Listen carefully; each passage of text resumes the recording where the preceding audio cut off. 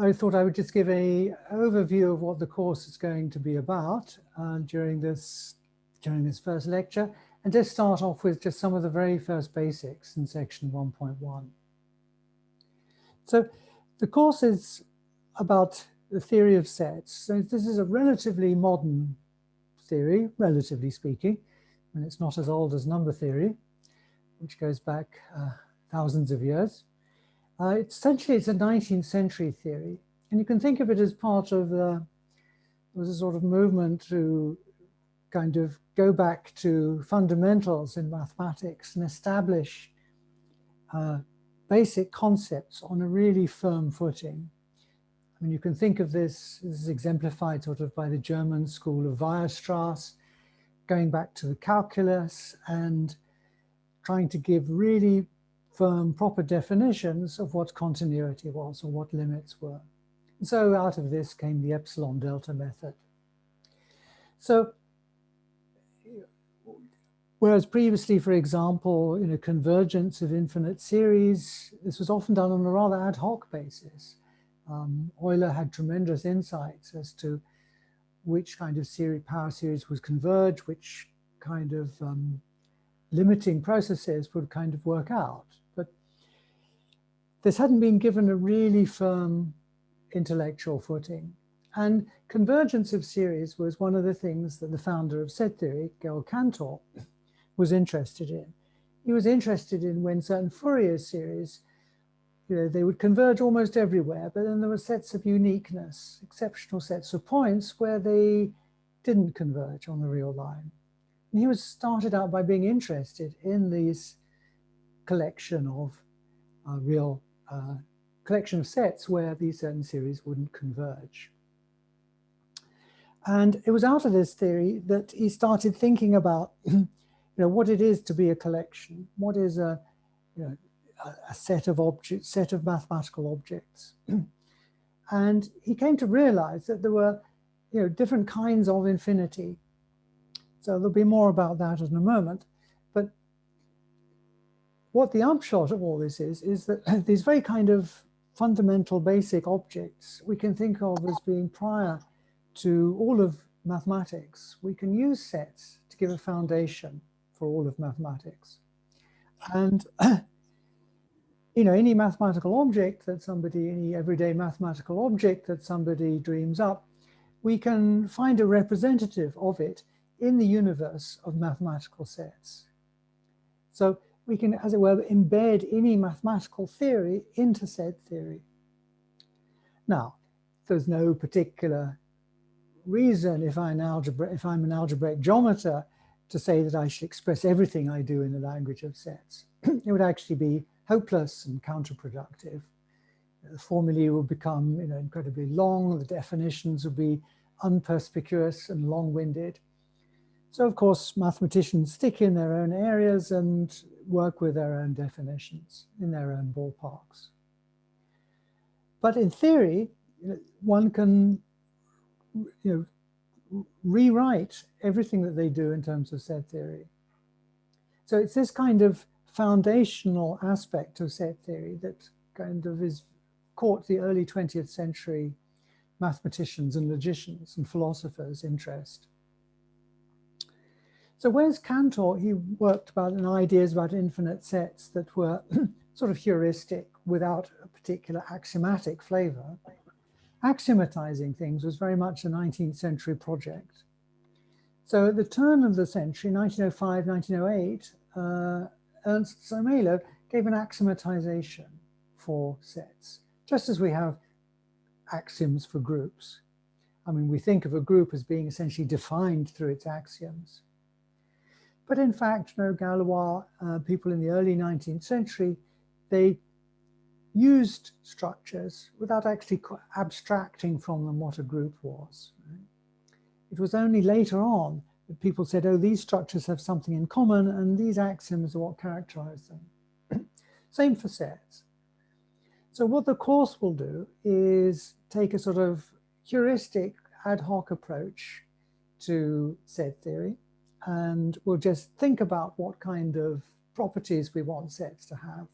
And as we go along in the first week or so, we'll talk about what axioms can emerge from this kind of discussion. I'm not actually going to define at the beginning, what a set is, right? What we're going to do is talk about what properties sets have. It's only towards the end of the course that we'll cut out exactly what we mean by the universe of mathematical sets. So we can pretty much date when set theory started, right? It was the discovery by Cantor that there were two different kinds of infinity. This actually is perhaps the easiest to describe, but actually probably what he's most well known for is the idea of the theory of well orderings. So he noticed that there were different kinds of orderings that could extend the natural numbers. So we have our natural numbers.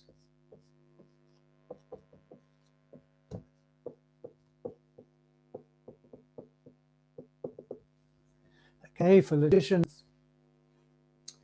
So the prime feature of the natural numbers is that the ordinary ordering we have here is a well order.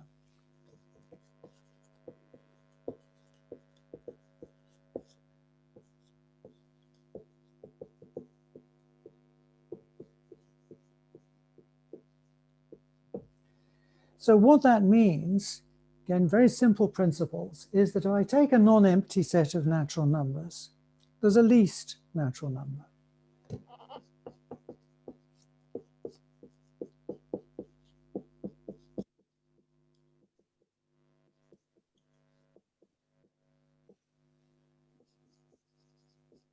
As a least element, right?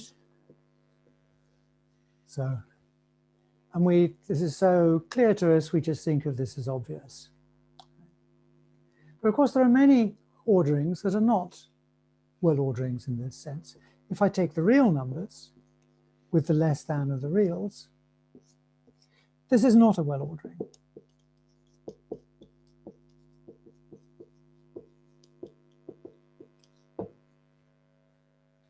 So for example, I could just take the number, this collection here, the collection of 1 on n's for n greater than or equal to 1, right?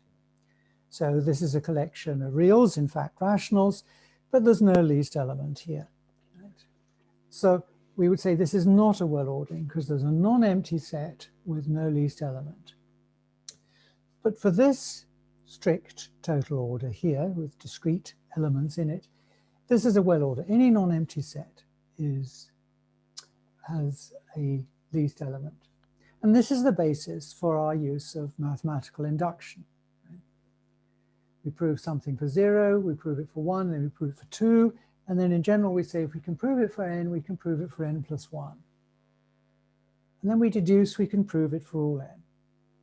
Why does it work? Because if it didn't work, there'll be a non-empty set of numbers for which it didn't work. Then there'll be a least place where that didn't work. But that least place can't be any n plus 1 because we've said for every n we can show that it works for, if it works for n, it works for n plus 1.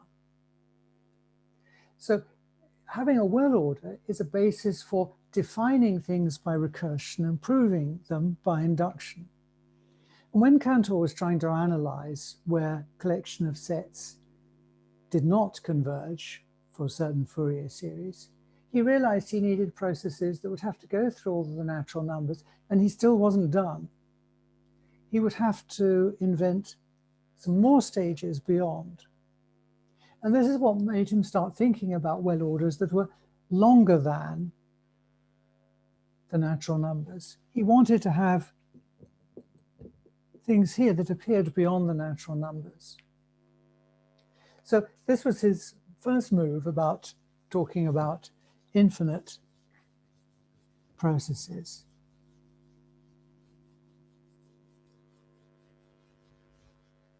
And actually, it's easy enough to give examples of well orderings which are like this.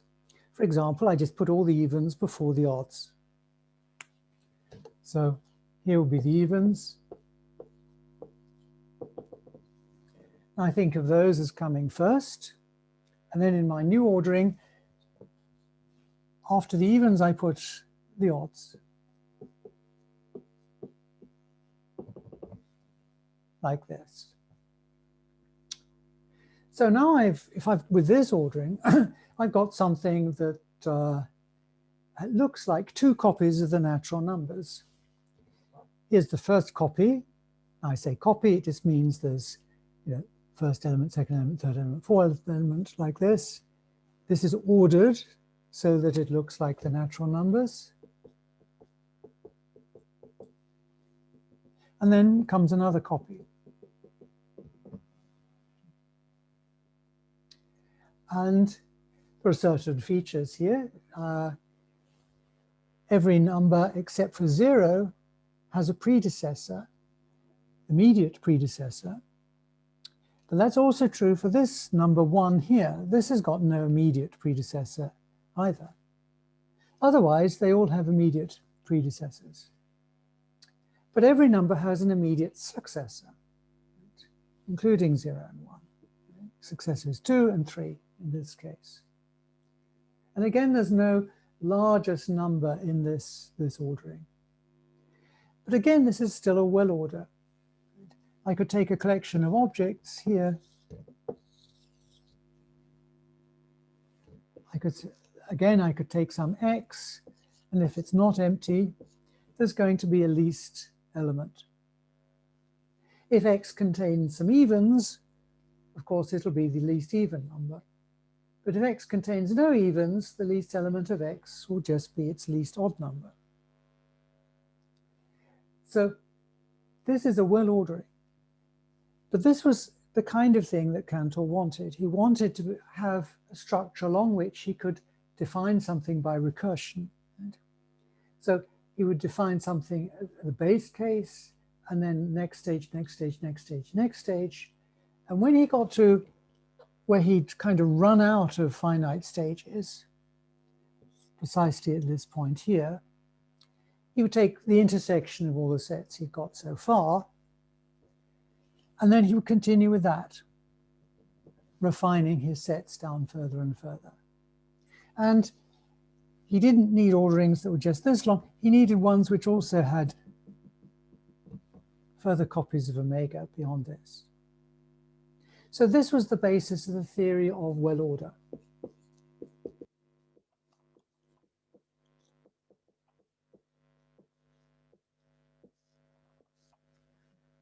Which will be when we first come across infinite structures here. And after this, there will be the theory of cardinality.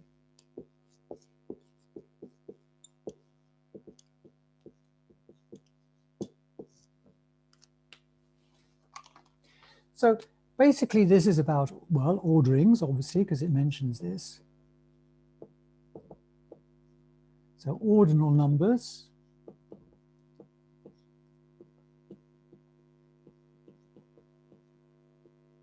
So in English, we say first, second, third, and fourth for ordinal numbers. And this here is about size, roughly speaking. And here, this will give rise to the theory of cardinal numbers.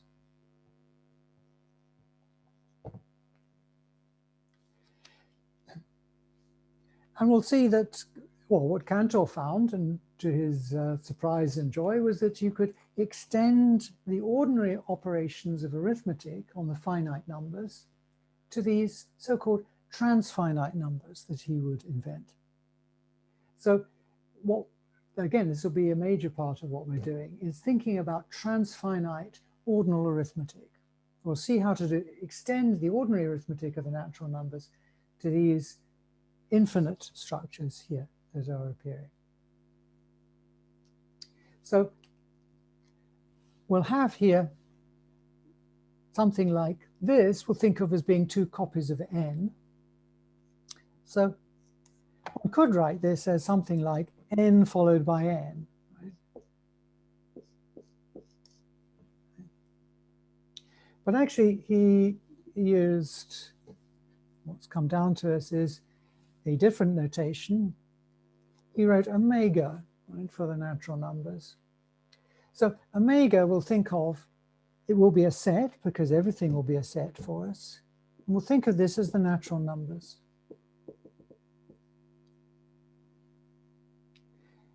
The natural numbers themselves will be sets.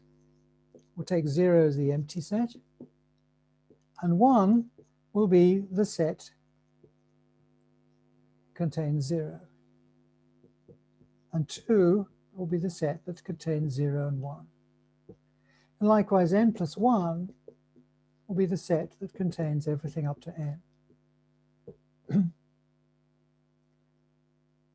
So a natural number will be the set of its predecessors. Once we've gone through all the natural numbers, we collect them all together, and that's the next, it'll be the first transfinite number, omega, here. But once we've got omega, there's nothing stopping us continuing this idea.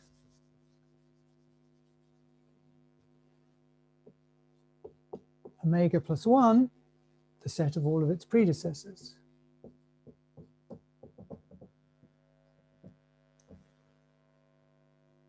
And omega plus 2, and so on. We'll go on like this.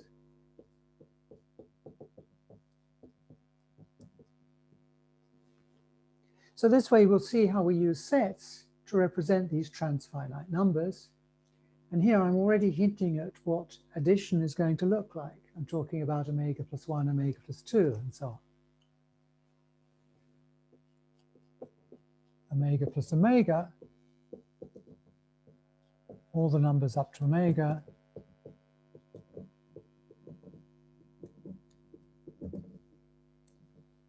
for any n that's there. So this is just kind of raising the curtain a bit on what the what's going to be coming.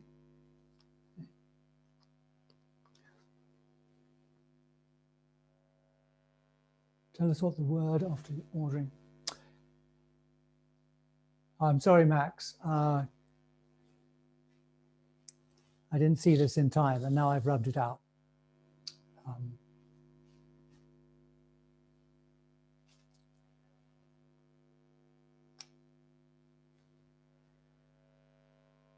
Okay, so this is a preview of some of the things we'll be looking at.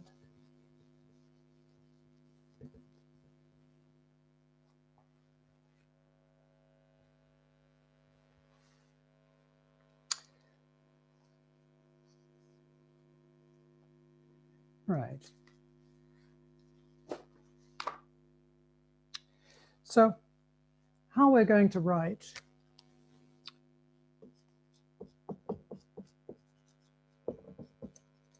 so we'll use the symbol which you're well used to, epsilon here. This will denote set membership.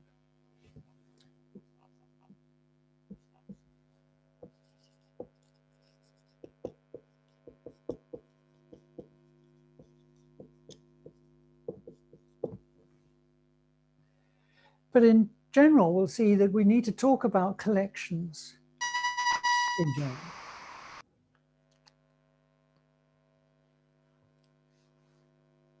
We need to talk about collections in general. And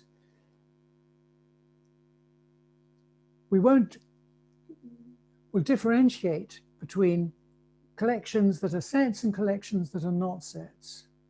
And we'll see in the next lecture that this is actually necessary. So certain collections we'll call classes, and proper classes are things that are classes that can't be sets. Nevertheless, we're going to need to talk about two kinds of things, these sets and these classes. So a set can be a member of another set, but a set can be a member of a class.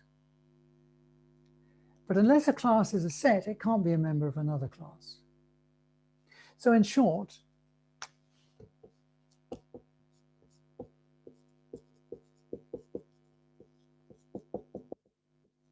we have two kinds of objects. The things we're really interested in are sets.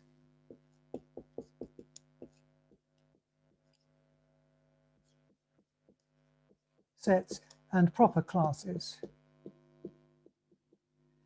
The adjective proper there is just to distinguish classes which are not sets. I could say that sets are classes, right? But there are some classes which are not sets, and those will be the proper classes. But we're going to use epsilon as a relation between sets X and collections or classes A here. So here's a set here. Here's a set or a class.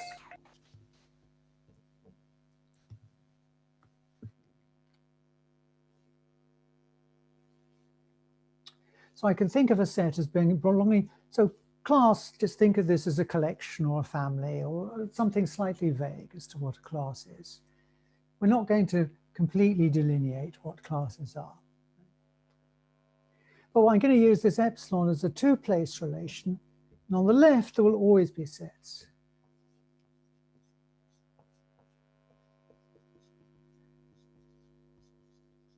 So only sets to the left of epsilon. This is the primary rule.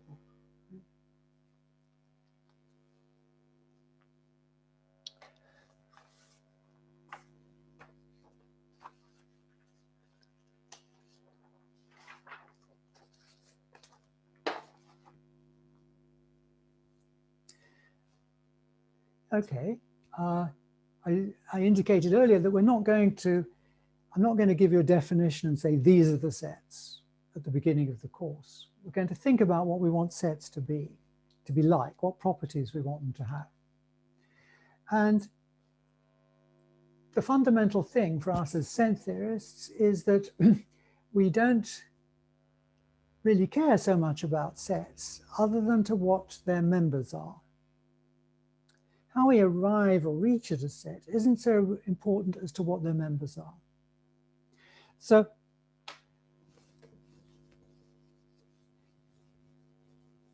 it's what we say the extension of a set is what's important.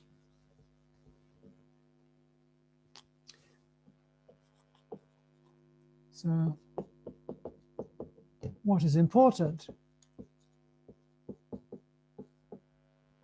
about a set is its members.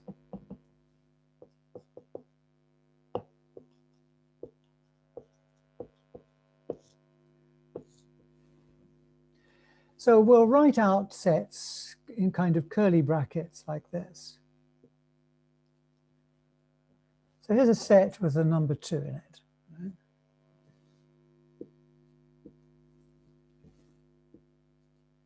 This is actually the same as the set of natural numbers such that, right, n is even and is prime.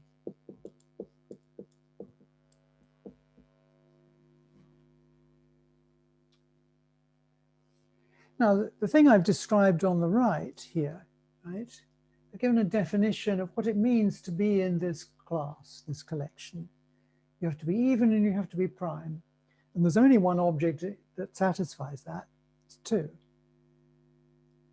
So I'm going to say that this set, which happens to have the number 2 in it and nothing else, is the same as this set. The fact that I arrived at this set in a different way from this is not relevant. Right? I could say here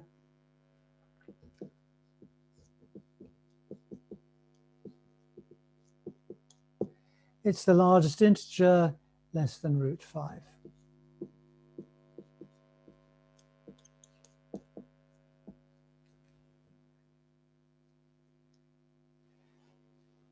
So again, informally, I've got here a definition and it picks out the largest integer less than √5. Well, this happens to pick out the same thing as this. And this picks out 2 here. And the fact that these definitions are different is neither here nor there. What's important is what they pick out. So philosophers would say, well, this is perhaps different from this. The intention of this collection is numbers that are even and prime, right? And the intention of this is perhaps different. It's the largest integer listener. But we're only interested in the extension of the concept, it's called, the things that satisfy the concept. So the German logician Frege, he gave this example of the evening star and the morning star.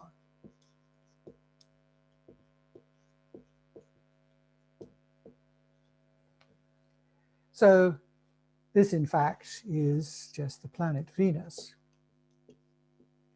So to the ancient astronomers, it wasn't immediately obvious that this very bright planet you see, think of as being a star, you can see in the morning and the evening, was actually the same thing. Right? So, but they discovered that this was indeed, they were indeed the same object, and now we call this object the planet Venus. So actually, although for a while this seemed a completely different concept from this one, right? But actually they're the same. Yeah. So I think of this set defined in this way is the same as this set defined that way.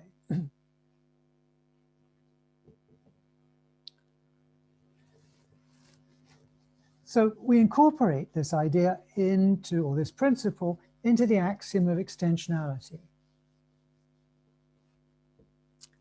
So now I'm talking from page 4 of the notes here.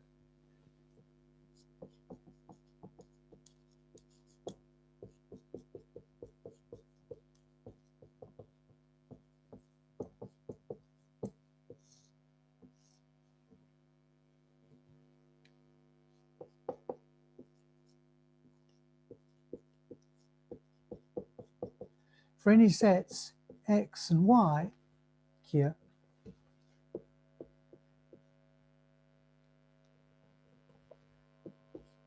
if x and y have the same members,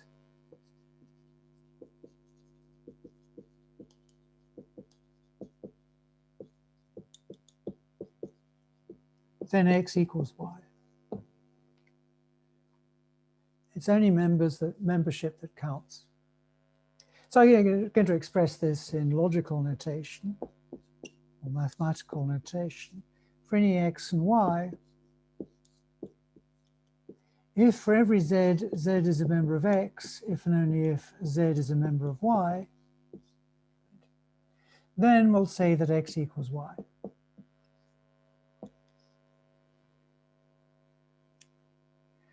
And notice the converse also holds. If x equals y, if they're the same thing, then obviously they have the same members. So this is just sometimes written like this as well. The force of the axiom is in this direction here. So we will use this kind of logical notation here. So what I've written is an axiom of extensionality, and in the notes this is for sets, because I took sets x and y here. But more generally, for collections, for classes, I can do the same thing here. And in general, we're interested in what the members of these classes are.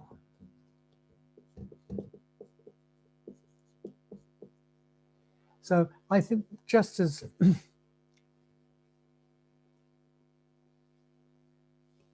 I can write here z in A, if and only if z is in B, then we'll say they're the same thing.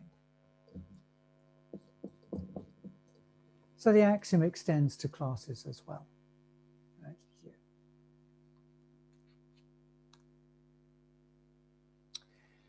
So this is our first very basic property, right here. We're going to extend our list of axioms as we discuss things further, and quite a few of the axioms will be in the first couple of lectures.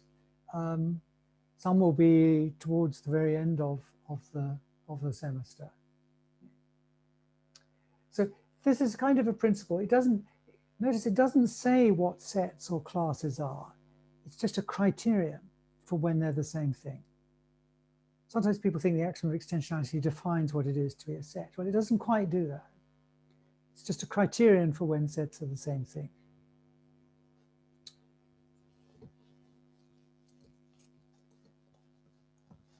So I don't know if there are any questions you want to put in the chat about that, or of course we can have questions at the end as well. I'm trying to keep an eye on the chat as well as the camera. Okay. So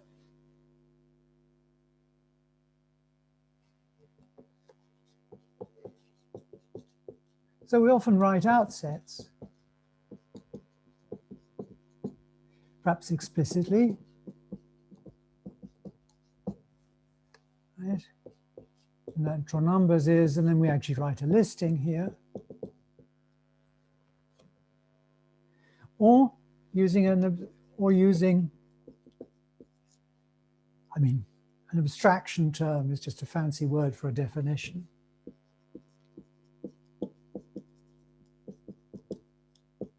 And people sometimes drop this word.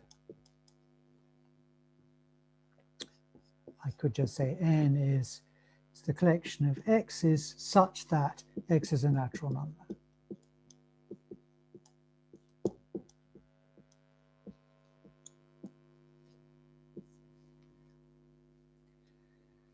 And for most sets, I mean, you can't write them out explicitly.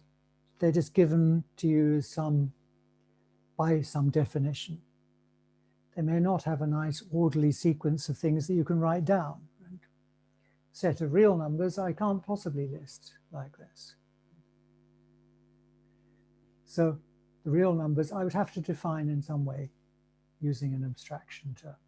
But I'm just want to point out here is just that you can think of them being written explicitly or somewhat more implicitly through a definition like this here.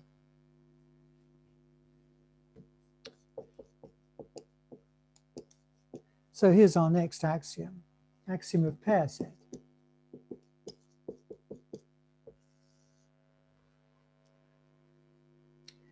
So this will say, for any sets x and y,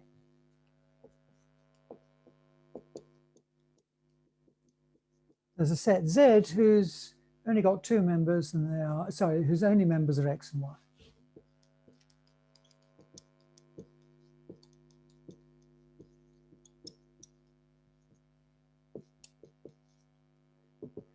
So I'll say that Z is, I'll put it explicitly here. Written out, it's the collection, it's the class, right, which contains just x and y. Now note, if x equals y, actually Z has only got one member.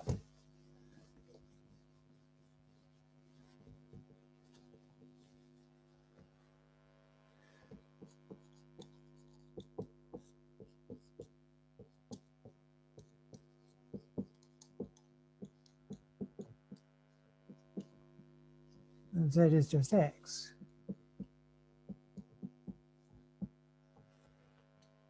Here. So there's 2 points here.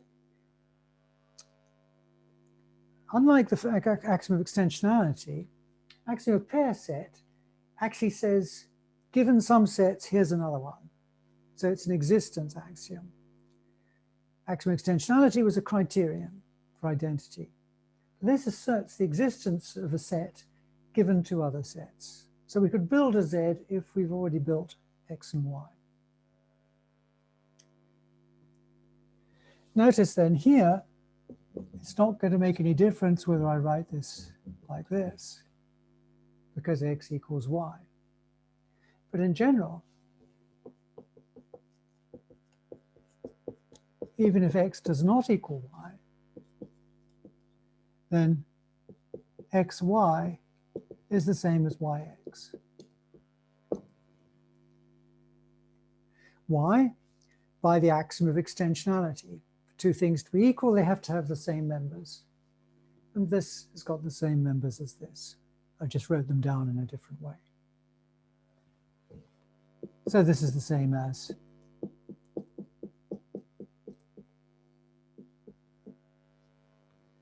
I just happened to write a few more x's, but they're all the same. So this has got the same members as this.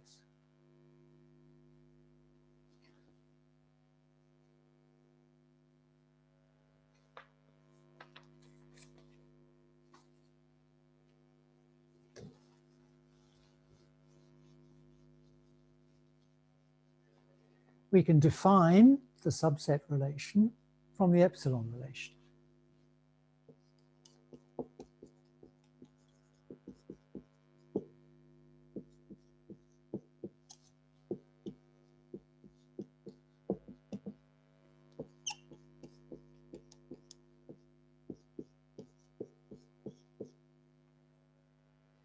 And we just could use epsilon and quantifiers to do this. X is a subset of y, if and only if full z. If z is in x, then z is in y.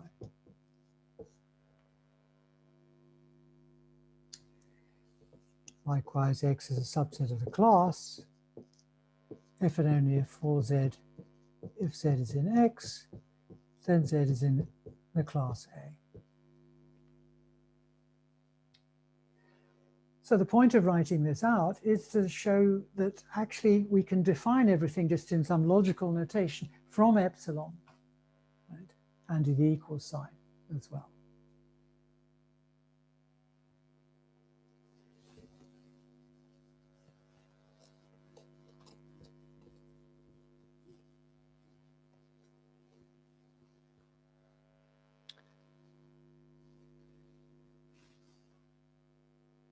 Let me check here.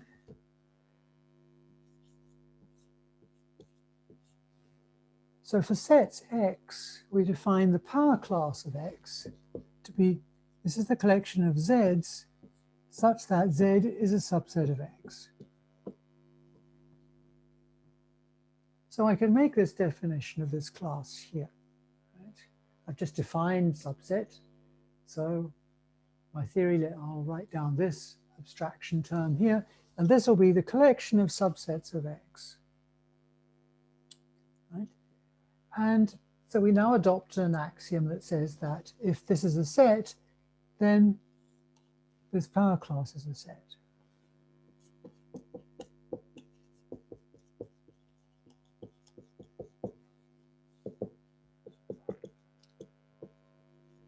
For any set X,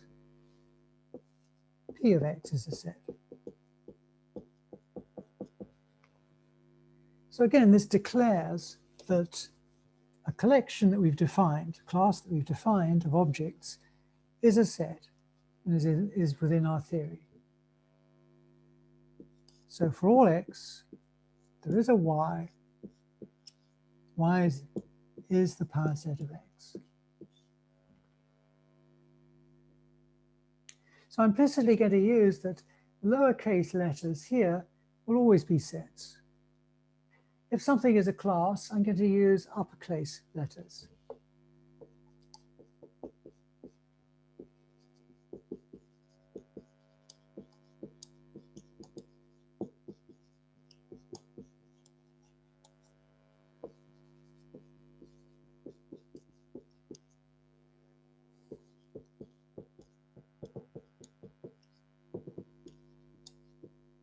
All sets.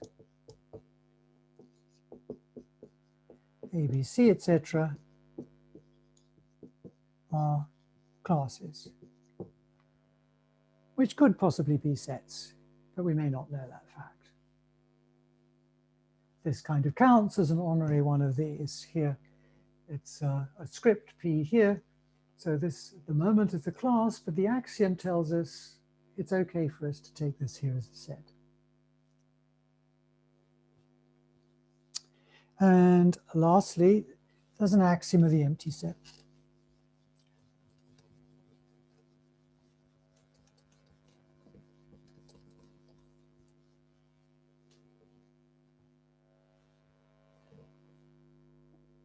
So this here, this is the collection of all of those sets that do not equal themselves.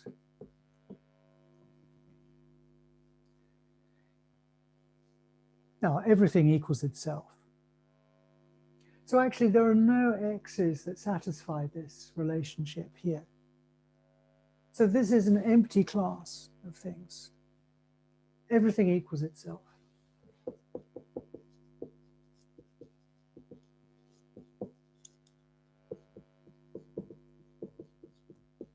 So this here has no members.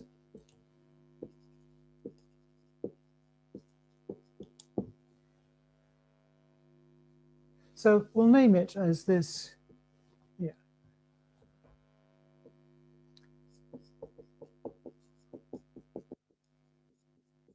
So the axiom of the empty set. There is a set with no members, so it's again an existence statement.